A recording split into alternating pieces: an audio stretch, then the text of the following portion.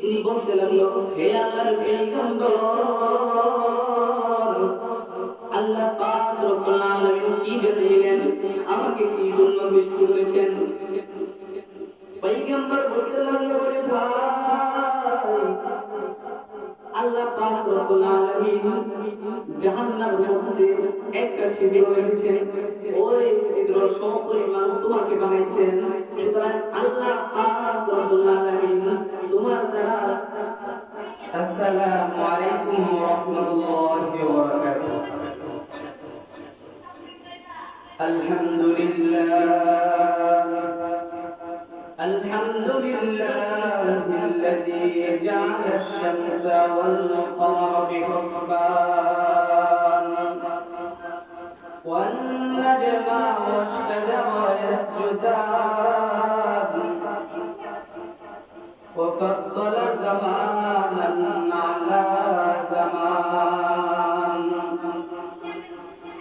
كما فضل مكانا على مكان وإنسانا على إنسان ونشهد أن لا إله إلا الله وحده لا شريك له لا ضد له ولا ند له ولا مثل له ونشهد أن سيدنا وسندنا وحبيب ربنا وطبيبنا وطبيب قلوبنا ومولانا محمدا عبده ورسوله وصلى الله تعالى عليه وعلى آله وبارك وسلم تسليما كثيرا كثيرا. أما بعد فأعوذ بالله من الشيطان الرجيم. بسم الله الرحمن الرحيم. لئن شكرتم لأزيدنكم ولئن كفرتم إن عذابي لشديد. أو كما قال النبي عليه الصلاة والسلام سبحانك لا علم لنا إلا ما علمتنا إنك أنت العليم الحكيم. رب اشرح لي صدري ويسر لي أمري واحلل عقدة من لساني يفقهوا قولي. الحمد لمن قدر خيرا وخفايا. الحمد لمن قدر خيرا وخفايا. والشكر لمن صور حسنا وجمالا. والشكر لمن صور حسنا وجمالا. أرض صمد عن صفة الخلق بريء. أرض صمد عن صفة الخلق بريء. رب أزلي خلق الخلق كمالا. رب أزلي خلق الخلق كمالا. لا ضد ولا ند ولا حد لمولى. لا ضد ولا ند ولا حد لمولى.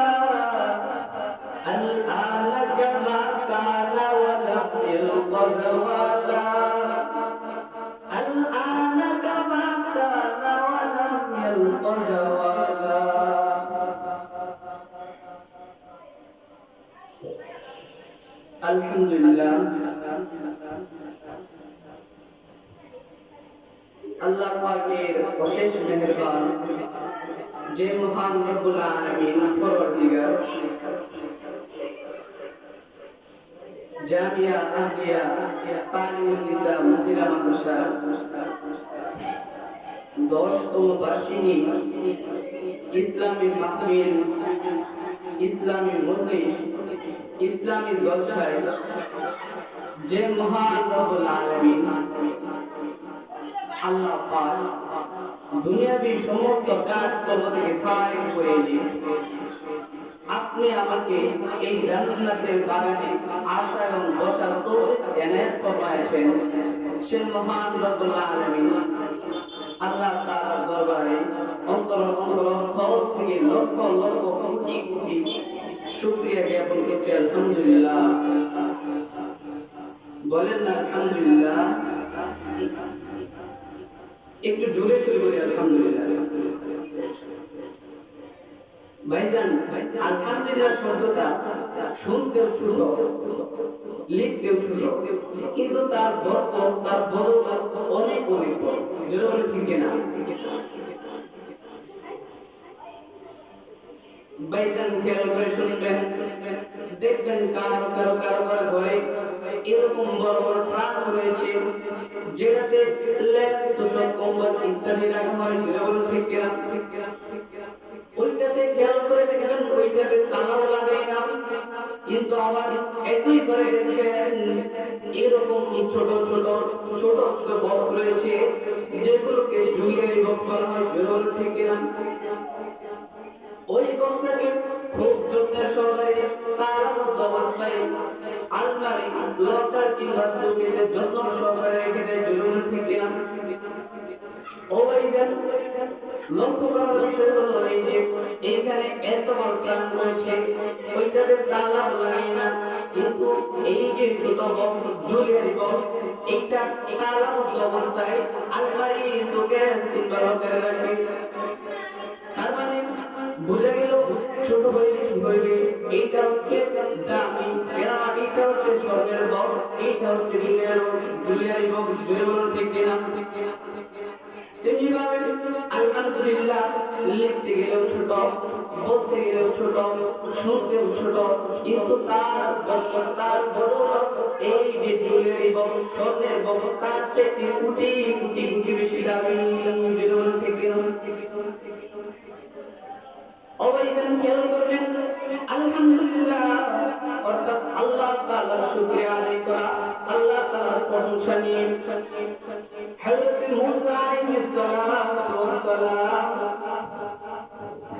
একদিন আল্লাহ তাআলার সাথে কথা বলার জন্য ওই তুর পাহাড়ে যাইতেছেন।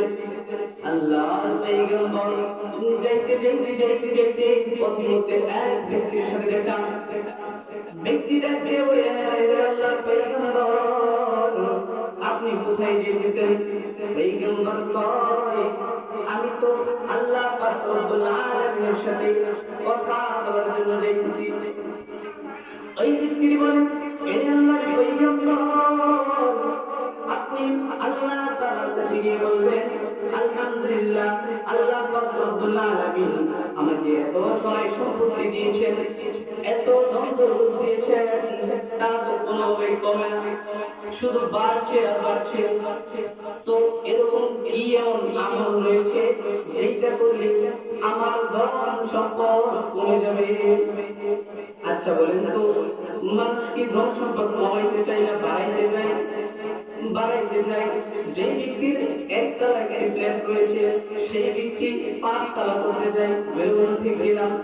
এবং যে ব্যক্তির 10 তলা একটা বাড়ি রয়েছে সেই ব্যক্তি আরো 5টা বাড়ি বানাইতে চায়, কিন্তু কেউ ধন সম্পদ কমাইতে চায় না।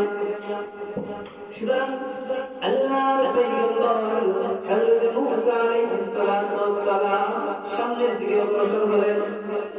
যাইতে যাইতে যাইতে যাইতে অন্য এক ব্যক্তির সাথে দেখা। ওই ব্যক্তি পয়গম্বরকে দেখে বলেন, ওরে আল্লাহর পয়গম্বর, আপনি কোথায় যাইতেছেন?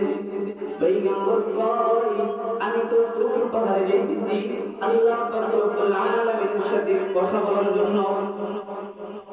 ওই ব্যক্তি বলতে লাগলেন আল্লাহর পয়গম্বর আমি খাইতে পাই না, খাবার পাই না, আমার থাকার জন্য বাসস্থান নাই, জীর্ণ শীর্ণ একটা ঘর, ঘরটা আমার নড়ে যায়, কখন জানি ঘরটা উড়ে যায় তাও বলতে পারি না। আপনি আল্লাহ তাআলার কাছে বলবেন আল্লাহ পাক রব্বুল আলামিন যেন আমার খাবারের ব্যবস্থা করে দেয়, আমার বাসস্থান দিয়ে দেয়।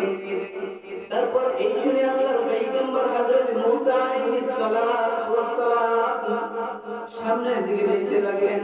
যাইতে ওই সামনে আরেক ব্যক্তির সাথে দেখা। ব্যক্তিটি মানুষের মতোই, কিন্তু মানুষের মতো অঙ্গ প্রত্যঙ্গ আকার আকৃতি নেই। ওই ব্যক্তিটি বলতে লাগলেন আল্লাহর পয়গম্বর মূসা আপনি আল্লাহ তাআলা গিয়ে বলবেন আল্লাহ পাক রব্বুল আলামিন আমাকে কি জন্য সৃষ্টি করেছেন। এই শুনে আল্লাহর পয়গম্বর আল্লাহ তাআলার সাথে কথোপকথন করে আসার সময় ওই প্রথম ব্যক্তির সাথে দেখা। ব্যক্তি বলতে লাগলো হে আল্লাহর পয়গম্বর আল্লাহ পাক রব্বুল আলামিন কি বললেন তুমি আমাকে জানাও। পয়গম্বর বলতে লাগলেন ওরে ভাই আল্লাহ পাক রব্বুল আলামিন বলেছেন তুমি যদি আল্লাহ তাআলার শুকরিয়া আদায় করা বন্ধ করে দাও, অর্থাৎ আল্লাহ তাআলার নাশুকরিয়া করো, তাহলে তোমার ধন সম্পদ কমে যাবে। ওই ব্যক্তি শুনে বলতে লাগলেন হে আল্লাহর পয়গম্বর আল্লাহর পয়গম্বর মূসা যে আল্লাহ পাক রব্বুল আলামিন এত সুন্দর করে আমার দেহখানা বানাইছে, এত সুন্দর করে আমাকে দুইটা হাত দিয়েছে, দুইটা চক্ষু দান করেছেন, এই দুইটা চক্ষুর শুকরিয়া আদায় যদি আমি হাজার হাজার শত শত বছর যদি আমি সিজদারত অবস্থায় থাকি তাহলে তো আল্লাহ তাআলার শুকরিয়া আদায় করা শেষ হয় না। তাহলে কিভাবে আমি আল্লাহ তাআলা নাশুকরিয়া করব? না না আমি এটা পারবো না। হয়তো আমার সম্পত্তি থাকুক কিংবা না থাকুক, আরো বাড়ুক কিংবা না বাড়ুক, তাও কোনো সমস্যা নাই, কিন্তু আমি গুনাহগার, আল্লাহ তাআলার শুকরিয়া আদায় করা বন্ধ করব না। জোরে সুবহানাল্লাহ। পয়গম্বর এসে সামনের দিকে অগ্রসর হতে লাগলেন। ওই যে দরিদ্র ব্যক্তির সাথে দেখা। বলতে লাগলো হে আল্লাহর পয়গম্বর মূসা আল্লাহ তাআলা কি বললেন? পয়গম্বর বলতে লাগলেন আল্লাহ তাআলা বলেছে তুমি যেন আমাকে ধৈর্য ধরো এবং আল্লাহ তাআলার শুকরিয়া আদায় করো। ওই ব্যক্তি রাগান্বিত অবস্থায় বলতে লাগলো আল্লাহ তাআলা কি আমাকে দেখেন না? আমার যে ঘর নাই, আমার যে বাসস্থান নাই, আমার যে খাবার নাই, আল্লাহ তাআলা কি আমাকে দেখেন না? লাগানি ধরে বলতে লাগলো দেখেন এরকম একটা লোক আছে না নাই? ওরা শুধু এই ধরনের কথাবার্তা বলে, আল্লাহ তাআলা শানে রাখা হয় না, ঠিক কিনা? আছে না নাই?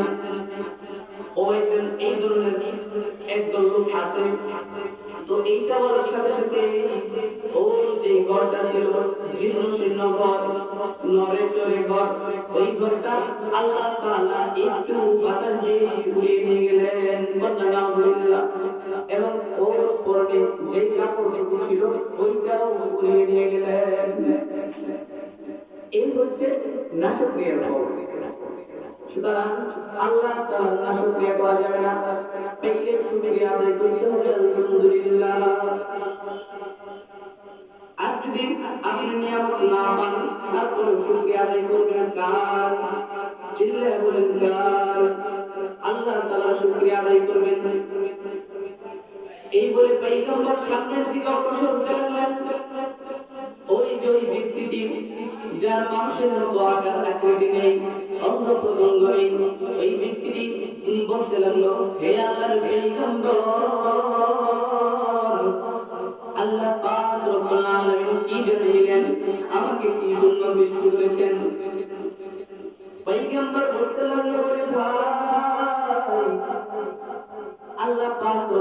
আলামিন জাহান্নামের মধ্যে একটা ছিদ্র রেখেছেন, ওই ছিদ্র সমপরিমাণ তোমাকে বানাইছেন।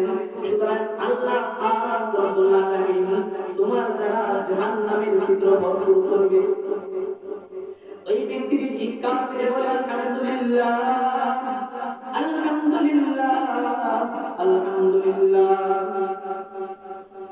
পয়গম্বর জিজ্ঞেস করতে লাগলেন, এ ভাই, আল্লাহ তাআলা তো তোমার দ্বারা জাহান্নামের ছিদ্র বন্ধ করবে, তাহলে এটা শোনার পরেও তুমি আল্লাহর শুকরিয়া, আলহামদুলিল্লাহ, আল্লাহর শুকরিয়া আদায় করলা।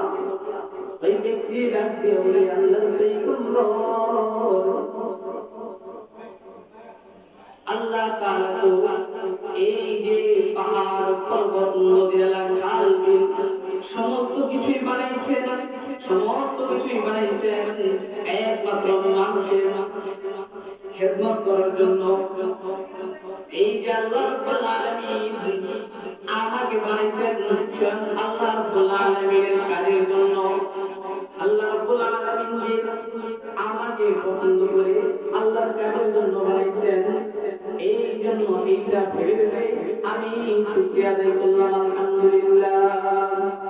তাহলে ভাইজান, আলহামদুলিল্লাহ বলার প্রয়োজন আছে না নাই? অবশ্যই আলহামদুলিল্লাহ বলার প্রয়োজন আছে। বেশি বেশি আলহামদুলিল্লাহ বলবেন, আল্লাহ তাআলার শুকরিয়া আদায় করবেন এবং তওবা করবেন, মসজিদে সময় দিবেন, বেশি বেশি সালাত আদায় করবেন। তোমরা যে গুনাহ করেছো, এখন যুবকদের মধ্যে দেখা যায় অনেক গুনার সমপরিমাণ পাহাড় নিয়ে যুবকরা করতেছে, যুবক এবং এটাও ভাবতেছে আল্লাহ রাব্বুল আলামিন কি আমার গুনাহ ক্ষমা করবেন নাকি? আল্লাহ পাক রব্বুল আলামিন কি আমার গুনাহ ক্ষমা করবেন নাকি? আমার গুনাহ তো অনেক সমপরিমাণ, অনেক বেশি হয়ে গেছে। ড্রাইভার সাহেব, এই যে দেখে বড় ড্রাইভার, এই দেখো ড্রাইভার, তুমি বড় কথা বলো, বন্ধ ভিতরে না রাখো, ভিতরে পিয়ারে ওখানে আসো। কতটুকু গুনাহ করেছো? তুমি কি তার চাইতে বেশি গুনাহ করেছো নাকি? নবীর জামানায় এক যুবক হাউমাউ করে গড়াগড়ি করে কান্না করতেছে, গাছের নিচে হাউমাউ করে গড়াগড়ি করে কান্না করতেছে। তারপর ওর পাশ দিয়ে হযরতে ওর পাশ দিয়ে ওমরে ফারুক আযম দেখেছিলেন। ওমরে ফারুক আযম ওই যুবকের কান্না দেখে চোখ দিয়ে পানি ফেলে ওই যুবকের কাছে গিয়ে বললেন, এ যুবক, তুমি কেন কান্না করো? তুমি কেন কান্না করো? আমাকে জানাও। দেখবেন কারো কান্না দেখে নিজেরও কান্না চলে আসে। ওর বাবা মারা গেছে, আমার তো বাবা মারে নাই, তারপরে দেখবেন তার কান্না দেখে আমার কান্না চলে আসে। ওর মা মারা গেছে, আমার তো মা মরে নাই, তারপরেও দেখবেন ওর কান্না দেখে আমার নিজেরও কান্না চলে আসে। দেখবেন কারো আত্মীয় স্বজন যদি মারা যায়, ওই তার আত্মীয় স্বজনদের কান্না দেখে আমাদের নিজেদেরও কান্না চলে আসে।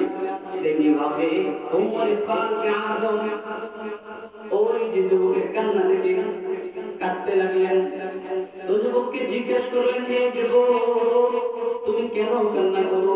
কি হয়েছে তুমি আমাকে জানাও। যুবক শুধু বলতে লাগলো, হুজুর, আমি অনেক বড় গুনাহ করে ফেলেছি, আমার গুনার সমপরিমাণ অনেক বেশি রে। তুমি আমাকে জিজ্ঞাসা করো না, আমার গুনাহ অনেক বেশি, আমি অনেক বড় অপরাধ করে ফেলেছি। তারপর ওমরে ফারুক আযম দৌড়াইয়া নবীর দরবারে গেলেন। নবীর দরবারে যেতে নবী ডাক দিয়ে বলে, আমার সাহাবী ওমর, তুমি কেন কান্না করতেছো? তুমি তো কান্না করার মতো সাহাবী না, তুমি তো খুব গরম সাহাবী, আবু বকর বড় নরম সাহাবী, তাহলে তুমি কি এমন কারণে কান্না করতেছো আমাকে জানাও। ওমরে ফারুক আযম বলতে লাগলেন, নবী গো, আসার সময় ওই যে পশ্চিম টাঙ্গাটি গাছের নিচে এক যুবক